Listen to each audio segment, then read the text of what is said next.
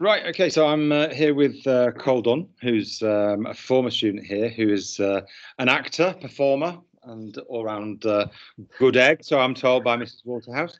Okay, Cole, I'm not sure if she'd have said that 8 years ago, but I'm glad she's saying that now. Possibly not, but she does send her fondest regards. She told me to say that to Great. you. So when was it that you were out here at CCSC, when you were here? I think I left in 2011, the summer of 2011. I'm sure. So it's been 8 or 9 years now. Right. Okay. And as I've already said, you are an actor and a performer. So could you just tell us a little bit about the sort of things that you've been doing over recent years, the kind of roles that you've been in? Yeah, sure. So I I left school and went to a college in Stoke called the Academy, which I'm sure we'll maybe talk about a little bit more. Yeah. I then auditioned for some schools in the south predominantly, and joined a place called Lane Theatre Arts, which has been running for over 40 years. Right. Okay. Victoria Beckham went there, so people appreciate. But plenty of performers for a long time. Yeah. And I moved down to London when I was 19 to study there, and I left there just before I turned 22. Signed with an agent, which is all part of the process of training. And then since then, I've done plenty of different jobs. It's strange, really. I thought I'd be strictly into musical theatre, which is predominantly what I trained in. Yeah. And I've done adverts and pantos and cruise ship and so it's just odd different things, really. Yeah. I mean, it's funny. You would think. I think with any career, you think it's going to go one way. Yeah. I'll leave. I'll do this, and it sort of moves around. It's a lot more. It moves around a lot more, really. There's a massive amount of variety you expect, but in between that as well, with being an actor and a performer, you're out of work. With you being self-employed, a lot more than you. I say a lot more than you're in work. So along that time, I've had jobs in bars and theatres and shops, and also in gyms and all sorts of different things that I do in between performing as well. I've taught kids to dance and all sorts of different things. So that's supposed to keep your head above water. Yeah, keeping your head above water. Yeah. Obviously, with it being in London, it's expensive to be down here. Not all actors are. Some live in Leeds and Manchester as well, but predominantly for what I study for, live theatre, shall we say. Most people do live in the south, in London and surrounding areas. Right, so that's where you're based now? That's where I'm based now, I'm based in southwest London. Right. I have lived in plenty of different parts of London as well. I've sort of bounced around, but I've been in the same place now for a couple of years. Obviously, other than when I've been off doing jobs, then I'll leave and come back. So that's where I'm based now. So it's very important to make sure that you've got other things that you can do, really, to pay the rent and all that sort of stuff as well. So what would you say has been, I suppose, your biggest either role or opportunity or thing that you've been most proud of being involved in? I was Starlight Express. Starlight Express, which is what I was doing before lockdown happened, and it'll be what I'm going back to do after lockdown as well. Which is, for those that don't know, it's a musical that came out a long time ago, long before I was born. That I'm doing. They have a purpose-built arena in Germany that's been there for, again, longer than I've been born, and I auditioned for that and got through in many rounds and managed to book the job, and I was really enjoying it before COVID happened and most of the theatres closed up. Yeah. So that was probably the thing that I was probably most proud of. But again, it's the thing I was doing most recently. I'm sure if you asked me when I was doing something else, I'd be like, So that's the way it is. But that was something that I was really proud of and I was really, really enjoying as well. So that was nice. So in terms of when you're here at school, I mean, what kind of, obviously the performing arts area was where you kind of felt most comfortable or excelled. Yeah.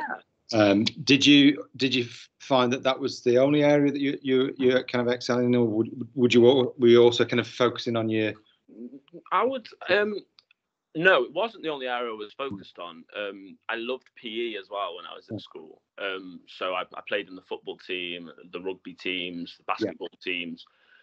Basically anything that I could, get involved with. While I was there, the PE department, because it just turned to a sports college. I think when I was maybe in my second year. Right. Okay. There, so the PE department got quite the boom sort of thing.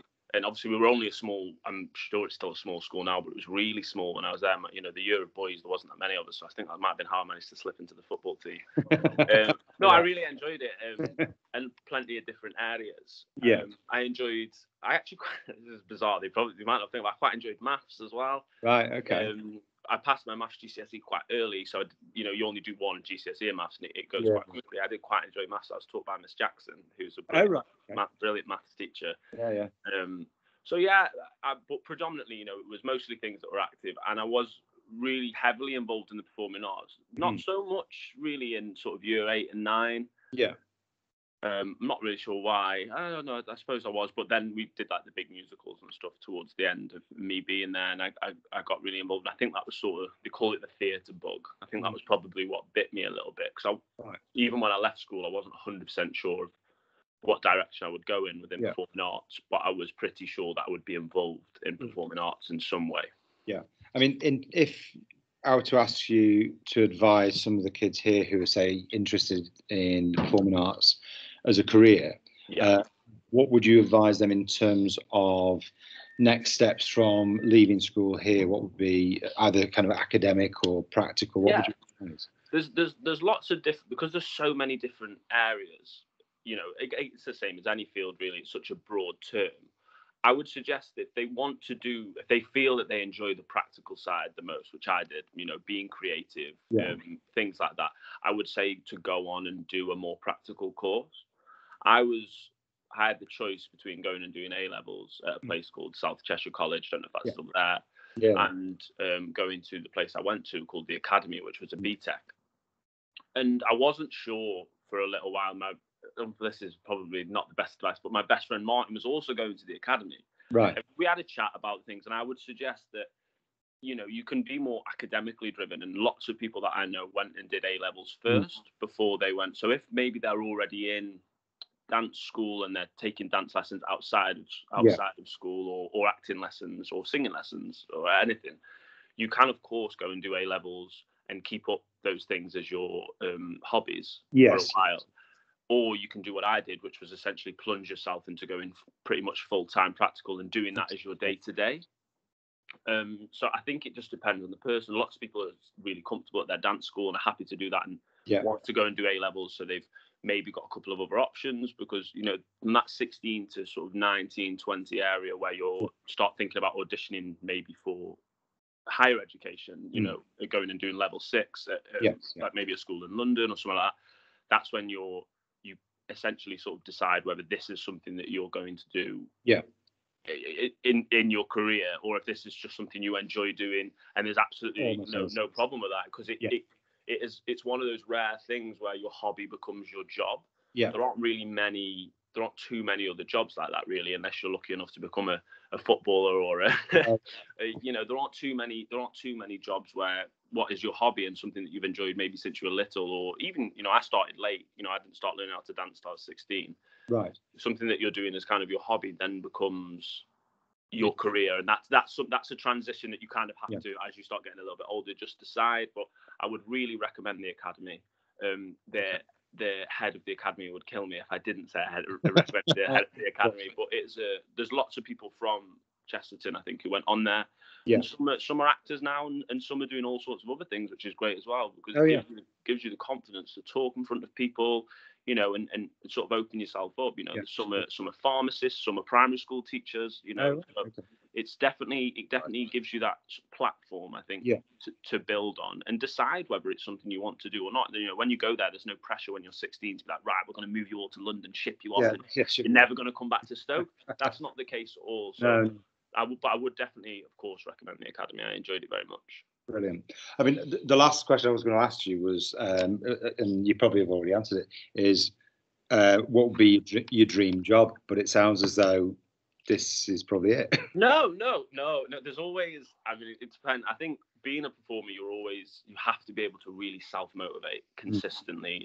After you leave college and stuff, you have to, you know, drag yourself to the gym and to dance classes and to acting workshops and things like that. So I'm sure it's the same in most careers. I think any sort of step you take, you go, okay, well, what can I do next? What's next? What can I do next? You try and enjoy it while you can enjoy it. Yeah, of course. But so I don't know. A dream role, I'd like to do what I'd really like to do is to do a really good UK tour of a show and come back to Stoke, because they've got the Regent Theatre in Stoke, which I've worked at, but I've never performed in. Well, I have performed in, but never been paid to perform in. Oh, right, okay, which is an important thing. Which is quite the difference, yeah. So that, for me, would be something that I'd really like to do. I'm also, at the moment, working on writing a play, which is an outside thing, with Martin, who I went to school. Right, okay, yeah. So we're kind of working on that. So maybe looking at things on a slightly more creative side as well would be something that I'm interested in the future. But it's, you know, everything just takes different directions. You get pulled each and which way, and that's something you definitely sort of have to be prepared for. Really, is not really sure where you'll be in 6 months. Do you know what I mean? Brilliant. Okay, Cole, that's been brilliant, amazing. Thank you. So I'm sure that's going to provide a lot of food for thought and inspiration to a lot of the kids here. So thanks again for your time. No, thanks for having me. Thanks for having me. Take care. Okay. Okay, you too. Bye bye.